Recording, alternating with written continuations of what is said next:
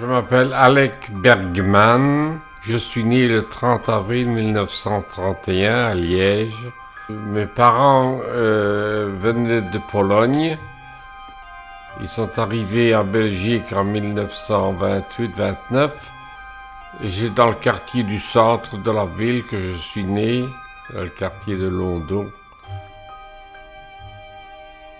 Voilà, jusqu'à l'âge de 10 ans, 9 ans, j'ai eu une belle vie ici avec mes parents. Mon père était tailleur, il avait un magasin. J'étais jeune, j'allais à l'école primaire ici. Tout se passait bien. Alors arrive la guerre, donc le 10 mai 1940. L'Allemand préfère une fois de plus à l'attaque de face l'ignominie d'une manœuvre qui se doit d'être d'abord l'immolation de 3 pays neutres. 10 mai 1940, 2 août 1914, l'histoire recommence. La Belgique au matin rallie son peuple autour de son drapeau, tandis que nos toutes premières avant-gardes passent la frontière et que s'établissent les premières liaisons entre l'armée belge et nos troupes.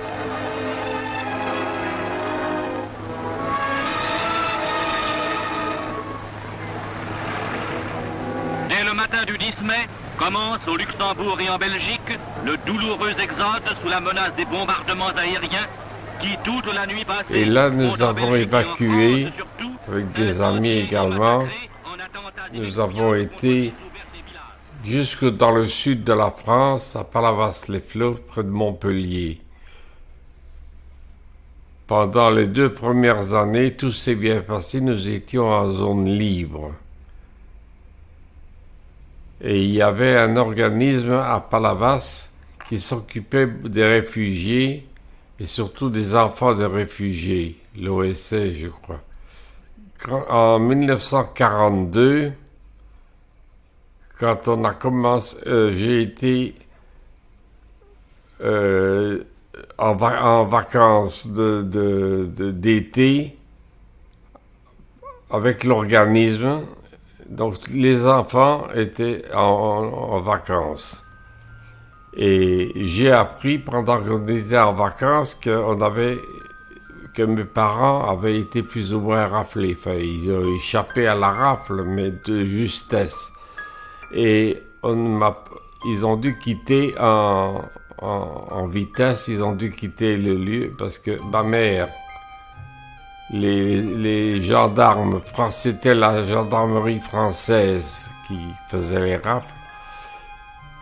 Et ma mère était alitée, mon père s'était sauvé et ils ont voulu la rafler. Elle a dit qu'elle était intransportable. Le médecin lui avait défendu de se lever.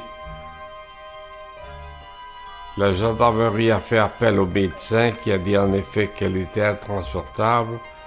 Ils lui ont dit de ne pas bouger, qu'il reviendrait demain avec une ambulance pour l'emmener. Naturellement, elle n'a pas attendu que ça. Et ils se sont sauvés. Ils ont été pris en main par des résistants français qui les ont cachés ailleurs.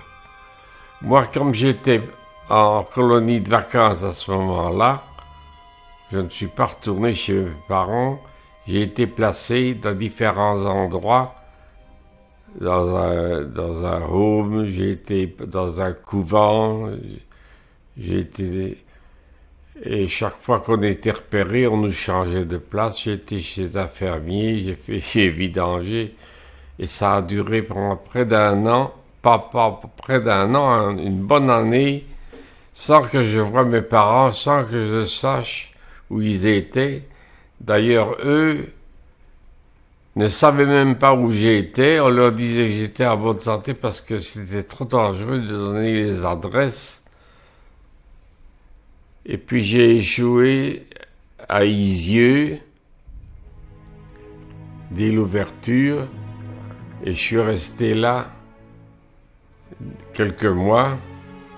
Alors pendant la guerre, j'allais à l'école, mais j'ai fait plusieurs écoles, plusieurs villes, je ne suis jamais resté sur place.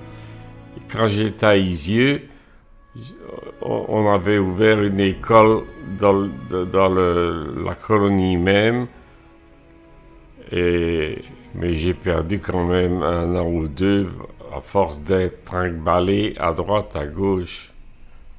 Nous étions partis de Belgique avec les Bulka et leurs enfants. Ils avaient donc Marcel, qui avait 1 an de plus que moi, et le petit Albert, qui avait 2 ans, à peu près 2-3 ans. Et nous avons passé 2 ans à Palavas-les-Flots, nous étions ensemble. Seulement, malheureusement, en 1942, les parents de Marcel, les Bulka, ont été raflés tous les deux et envoyés à Auschwitz. Et comme nous étions en colonie de vacances, moi et les enfants Bulka, nous avons été pris en charge et nous étions cachés jusqu'à temps que nous nous retrouvions à Isieux.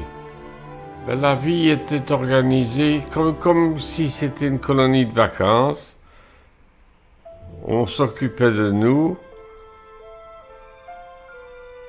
et les enfants qui étaient des fois plus jeunes que moi ou plus âgés que moi, on avait monté une classe dans une des salles d'Isieux et il y avait une maîtresse qui venait nous donner cours et Marcel Bulka, qui était plus âgé, on l'avait envoyé à Chambéry dans un collège. Mais la vie était... On ne se rendait pas compte de la situation. Pour nous, c'était un peu une colonie de vacances. On s'inquiétait un peu pour nos parents, mais on n'avait pas beaucoup de nouvelles. Mais enfin, c'est difficile à dire, mais finalement, on se retrouvait tous ensemble et on s'amusait bien. On n'était pas conscient de la situation. Malheureusement, moi j'ai eu la chance de retrouver mes parents et de pouvoir les rejoindre, mais les Bulka n'ont pas eu cette chance. Ils ont été... Au début 1944, ils ont été raflés par la police allemande et déportés à Auschwitz. Et malheureusement, il n'y en a aucun qui est revenu de la famille. C'était mon meilleur ami. Mais malheureusement, ils sont les premiers sur la liste des déportés. Enfin, moi, je suis un rescapé. Mais tout le monde n'a pas eu ma chance. À Isieux, nous étions 44 à être rappelés. Sauf moi, heureusement pour moi. Malheureusement, ça me trotte dans la tête tout ceci. Et je pense souvent à eux. Ça me revient souvent. Et j'ai difficile... Quand ils passent à la télévision des reportages ou des films sur cette période-là, je suis obligé de changer de chaîne. Ça me touche profondément, beaucoup plus même qu'il y a quelques années. Est-ce avec l'âge, je crois. Mais c'est la vérité. Chaque fois que mon fils me dit « Ah, tu sais, aujourd'hui, il y a... » Ah, je dis « C'est pas pour moi. » Je suis devenu tellement sensible. Mais je me souviens d'Isieux, je me souviens de la directrice, Madame Zlatin. Heureusement pour elle, le jour de la rafle, elle n'était pas là, mais son mari qui était là, lui, a été raflé. Il n'est jamais revenu. Je me rappelle très bien d'elle. C'est vrai qu'après la guerre, on parlait très peu de tout ce qui s'était passé, comme si on se reprochait d'être resté vivant après parce que toute ma famille qui était en Pologne, il ne restait plus personne. Et pendant des années, c'est vrai, on n'en parlait pas.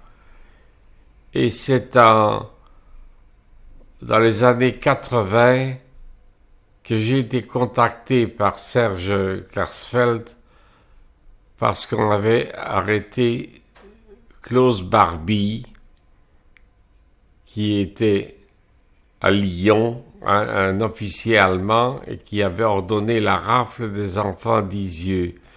Et on m'avait contacté pour voir si je pourrais venir au procès. C'est comme ça que tout est revenu. Et je crois que je n'étais pas le seul, mais même mes parents ne parlaient pas beaucoup de ce qui s'était passé pendant la guerre, comme si on avait un sentiment de frustration d'être encore en vie, tandis que 6 millions de Juifs avaient été tués pendant la guerre. Mon fils a contacté le musée d'Isieux parce que je voulais absolument retourner à Isieux avec ma famille pour leur montrer. Il leur a dit, voilà, est-ce que éventuellement je pourrais venir avec mon père qui a été à Isieux, qui dit, comment est-ce qu'il s'appelle? Alors il lui dit, Alex Berkman, c'est incroyable, on cherche après lui depuis tant d'années, on ne savait pas ce qu'il était devenu. Nous avons plein de photos de lui et en effet, nous avons été reçus vraiment comme un dieu là-bas, un rescapé d'Isieux. Et voilà, c'était assez émouvant. Et j'y suis retourné l'année d'après parce que chaque année, à la date anniversaire de la rafle, on fait une manifestation avec le préfet et tout ça. Et ils ont été tellement contents de pouvoir... Je leur ai laissé d'ailleurs les photos. Et c'était d'ailleurs, comme ils étaient tous très jeunes, ils n'ont jamais connu Isieux, mais ils l'ont connu que par ce qu'on pouvait raconter et les documents qu'on a retrouvés sur Isieux. Mais quand je suis arrivé à Isieux, que j'ai vu toutes ces photos au mur où j'étais avec Marcel Bulka et son petit frère, vraiment c'était assez émouvant.